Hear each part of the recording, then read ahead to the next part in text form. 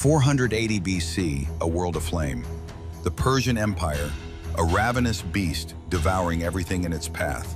From the scorching deserts of the east to the shimmering Aegean shores, 1,000 cities had crumbled, 1,000,000 souls had yielded.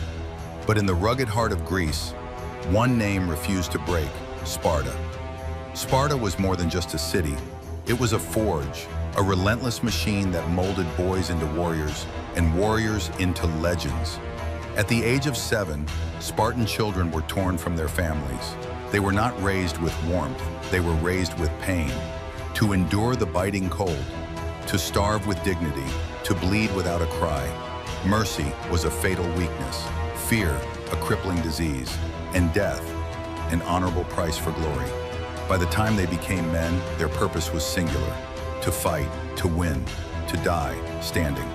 And then came Xerxes, the king of kings, a ruler whose dominion dwarfed any before him. He marched into Greece not with an army, but with an entire world.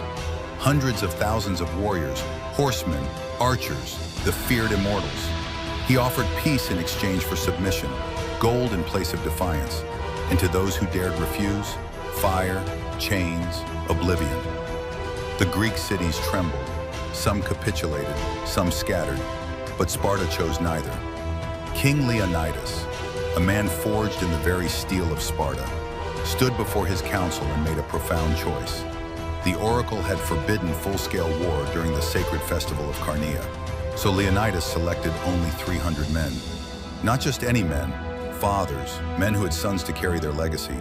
They were not chosen to survive, they were chosen to become eternal. They marched not with dread, but with unwavering purpose. Through mountains, through forests, through an eerie silence. Every step, a silent farewell. Every heartbeat, a ticking countdown. Their destination, Thermopylae, the hot gates, a narrow pass where the mountains embrace the sea. There, overwhelming numbers would count for nothing.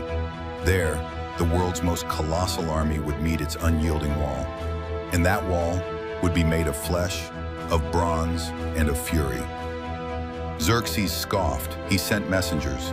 "Surrender your weapons," they demanded. Leonidas's reply echoed through history: "Molon Labe, come and take them." And so, the Persians came, wave after relentless wave, crashing against the Spartan shields like a furious storm against an unbreakable cliff. Arrows shrieked, darkening the sky. Spears shattered.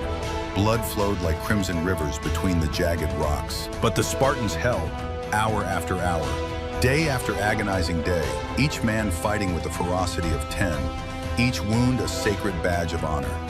The immortals, Persia's elite, were broken. Even their might could not pierce the wall of bronze and wrath. But betrayal is a weapon no armor can stop. A man named Ephialtes, a Greek, revealed a treacherous secret path through the mountains, a way to flank the Spartans from behind. When Leonidas learned of it, he didn't curse fate, he didn't flee. He simply turned to his men and said, "Have breakfast, for tonight we dine in Hades." He sent most of the Greek allies home. He knew what was coming, and still he stayed. The morning of the third day was painted in a grim red, not from the rising sun, but from sacrifice. The 300 Spartans, 700 Thespians, a handful of others.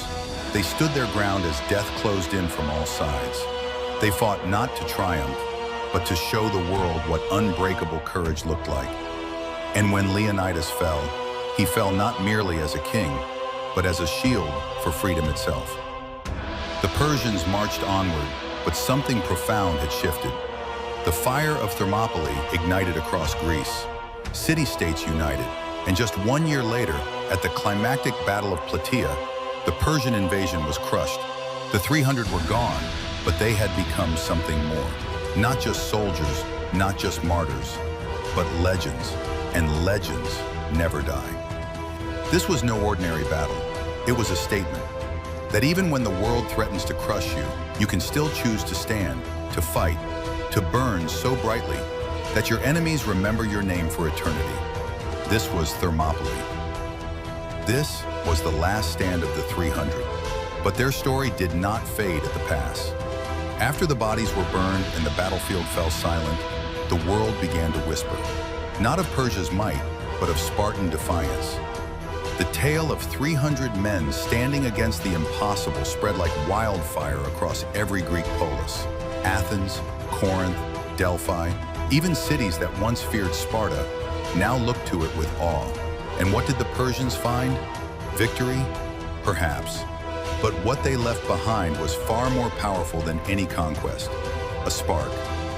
A spark that ignited rebellion.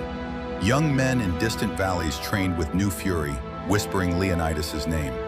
Philosophers spoke not just of truth and reason, but of courage, of duty, of freedom paid in blood. Thermopylae became more than a place. It became a lesson, carved into stone. That numbers mean nothing when met with conviction. That tyranny, no matter how vast, can be slowed, can be shamed, can be broken. The bones of the 300 were interred, but their spirit became immortal. Long after Xerxes returned to his golden throne, far from the mountain pass, the memory of that canyon echoed louder than any victory parade. Empires rose and fell. Generals studied the Spartans. Leaders quoted Leonidas. Armies swore by their courage. Because deep in our bones we know there is something sacred in standing where no one else will. Even today we whisper their story, in books, in films, in battlefields of our own making. The 300 taught us that bravery is not the absence of fear, but the mastery of it. That when all seems lost, the human spirit can still triumph. This is not just history. This is a warning, a promise, a challenge to all who would dare stand while others kneel. The 300 are gone, but their flame still burns. And as long as it does, tyranny will always tremble. This was their stand. Now it's ours.